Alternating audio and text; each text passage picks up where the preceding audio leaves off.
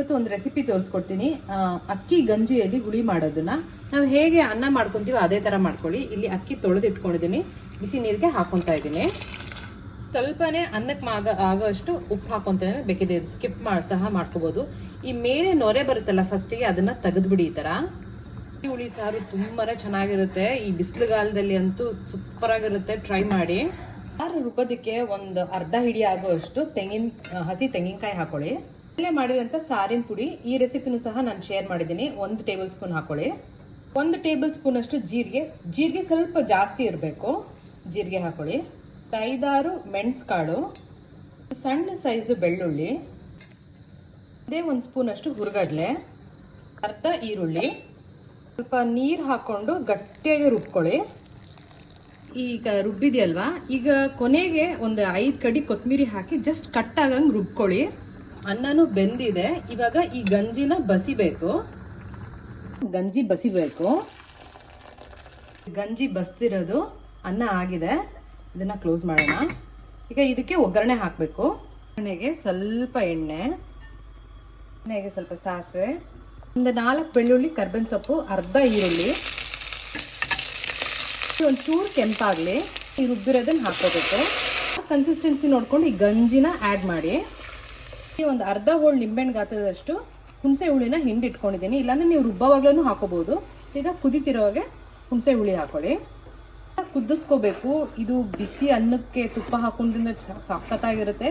ಇದಕ್ಕೆ ಸೈಡ್ಗೆ ದಂಟಿನ ಸೊಪ್ಪಿನ ಪಲ್ಯ ಅಥವಾ ಏನೂ ಬೇಕಾಗಿಲ್ಲ. ಈ ಗಂಜಿ ಹುಳಿ ಅಷ್ಟು ರುಚಿಯಾಗಿರುತ್ತೆ ನೋಡಿ. ಹೀಗಾಗಿರ್ಬೇಕು. ಮುದ್ದೆಗೂ ಚೆನ್ನಾಗಿರುತ್ತೆ, ಸಖತ್ತಾಗಿರುತ್ತೆ. ಟ್ರೈ ಮಾಡಿ. ಗಂಜಿ ಹುಳಿ ರೆಡಿ ಟು ಸರ್ವ್. ಇನ್ನೊಂದು ಕುದಿ ಬರಬೇಕು. ಈ ಮೇಲೆ ಈ ನೊರೆ ಎಲ್ಲ ಹೋಗ್ಬೇಕು, ಅಲ್ಲಿ ತನಕ ಕುದಿಸ್ಕೊಳ್ಳಿ. ಸೇಮ್ ಬಸ್ಸಾರ್ಗೆ ನಾವು ಹೇಗೆ ಮಾಡ್ತೀವಿ ಅದೇ ಥರ. ನಾವು ರುಬ್ಬವಾಗ ನಾವು ಬೇಳೆ ಅಥವಾ ಕಾಳು ಹಾಕೊತೀವಿ. ಇದಕ್ಕೆ ನಾನು 1 ಸ್ಪೂನ್ ಅಷ್ಟು ಹುರುಗಡ್ಲೆ ಹಾಕೊಂಡಿದ್ದೀನಿ, ಗಟ್ಟಿ ಬರೋದಕ್ಕೆ. ಇನ್ನೊಂಚೂರು ಕುದಿಲಿ ಇದು. ಇಲ್ಲಿ ಸ್ವಲ್ಪ ಉಪ್ಪನ್ನ ಅಡ್ಜಸ್ಟ್ ಮಾಡ್ತಾ ಇದ್ದೀನಿ. ನಾನು ಬೇವಾಗಲೂ ಉಪ್ಪು ಹಾಕಿದೆ, ನೋಡ್ಕೊಂಡು ಉಪ್ಪು ಹಾಕೊಳ್ಳಿ. So ready to serve with ಬಿಸಿ ಬಿಸಿ ಅನ್ನ, ಮುದ್ದೆಗಂತೂ ಎಕ್ಸಲೆಂಟ್ ಆಗಿರುತ್ತೆ. ಟ್ರೈ ಮಾಡಿ ಸಿಂಪಲ್ ರೆಸಿಪಿನ. ಇವತ್ತು ನಮ್ಮ ಮನೇಲಿ ಗಂಜಿ ಹುಳಿ, ಅನ್ನ ಬಸ್ದಿರೋ ಗಂಜಿಯಲ್ಲಿ ಗಂಜಿ ಹುಳಿ, ಅದಕ್ಕೆ ಸೈಡ್ ಡಿಶ್ ಆಗಿ ದಂಟಿನ ಸೊಪ್ಪು ಮತ್ತು ಹುರಿದಿದ್ದ ಅವರೆಕಾಳು, ಒಣಗಿದ ಅವರೆಕಾಳು ನೋಡಿ ಹೀಗಿರುತ್ತೆ. ಹುರಿದ್ಬಿಟ್ಟು ಬೇಯಿಸ್ಬಿಟ್ಟು ಹಾಕಿರೋದು. ಅದಕ್ಕೆ ಇದು ಸ್ವಲ್ಪನೇ ಅನ್ನ ಹಾಕೋಬೇಕು. ಈ ಗಂಜಿ ಹುಳಿ ಹಾಕ್ಕೊಂಡು ಸೂಪರಾಗಿರುತ್ತೆ. ತುಪ್ಪ ಹಾಕ್ಕೊಳ್ತೀನಿ. ಮುದ್ದೆಗಂತೂ ಎಕ್ಸಲೆಂಟ್ ಆಗಿರುತ್ತೆ. ಹೀಗಾಗಿರ್ಬೇಕು ಸಾರು. ಟ್ರೈ ಮಾಡಿ ಈ ಸಿಂಪಲ್ ರೆಸಿಪಿನ. ಗಂಜಿ ಹುಳಿ, ಅನ್ನ ಮತ್ತು ದಂಟಿನ ಸೊಪ್ಪಿನ ಪಲ್ಯ. ಇವತ್ತು ಅನ್ನ ಬಸ್ದಿರೋದ್ರಲ್ಲಿ ಗಂಜಿ ಹುಳಿ ಮಾಡಿದ್ದೀನಿ. ಸೂಪರಾಗಿರುತ್ತೆ. ಸ್ವಲ್ಪನೇ ಅನ್ನ ಹಾಕೋಬೇಕು. ಇದು ಬಸ್ಸಾರು ಥರನೇ ರುಚಿ ಸಖತ್ತಾಗಿರುತ್ತೆ. ಜಾಸ್ತಿ ಸಾರು ಹಾಕೋಬೇಕು. ಅದಕ್ಕೆ ಕಾಂಬಿನೇಷನ್ ಒಣಗಿದ ಅವರೆಕಾಳು ಹುರಿದ್ಬಿಟ್ಟು ಬೇಯಿಸ್ಬಿಟ್ಟು ಸ್ವಲ್ಪ ಉಪ್ಪು ಹಾಕಿ ದಂಟಿನ ಸೊಪ್ಪಲ್ಲಿ ಪಲ್ಯ ಮಾಡಿದ್ದೀನಿ. ಇದನ್ನು ರೆಸಿಪಿ ಸಹ ನಾನು ಇನ್ಸ್ಟಾಗ್ರಾಮ್ ರೀಲ್ಸು ಮತ್ತು ಯೂಟ್ಯೂಬಲ್ಲಿದೆ. ಒಗ್ಗರಣೆ ಮಜ್ಜಿಗೆ. ಇವತ್ತು ನಮ್ಮ ಮನೇಲಿ ಲಂಚು ಸೂಪರಾಗಿದೆ.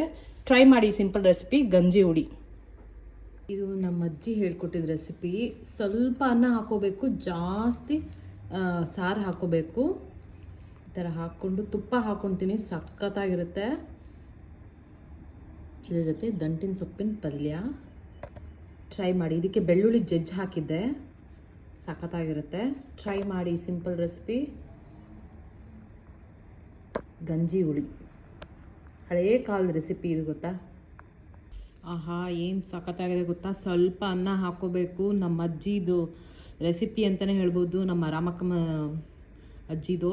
ಇದು ಗಂಜಿ ಹುಳಿ, ಅನ್ನ ಬಸ್ತಿರೋ ನೀರಲ್ಲಿ ಇದು ಗಂಜಿ ಹುಳಿ. ಅದಕ್ಕೆ ಸಿಗ್ನೇಚರ್, ನಮ್ಮ ಅಜ್ಜಿದು ಸಿಗ್ನೇಚರ್ ರೆಸಿಪಿ ಅಂದರೆ ಈ ದಂಟಿನ ಸೊಪ್ಪು, ಹುರಿದ ಅವರೆಕಾಳು, ಇದು ಬೇಯಿಸಿ ಮಾಡಿರೋವಂಥದ್ದು. ನಮ್ಮ ತಾತನ ಫೇವ್ರೆಟ್ ಇದು. ಇವತ್ತು ಗಂಜಿ ಹುಳಿ ವಿತ್ ದಂಟಿನ ಸೊಪ್ಪಿನ ಪಲ್ಯ ರೆಸಿಪಿ ಸಖತ್ತಾಗಿರುತ್ತೆ. ಟ್ರೈ ಮಾಡಿ.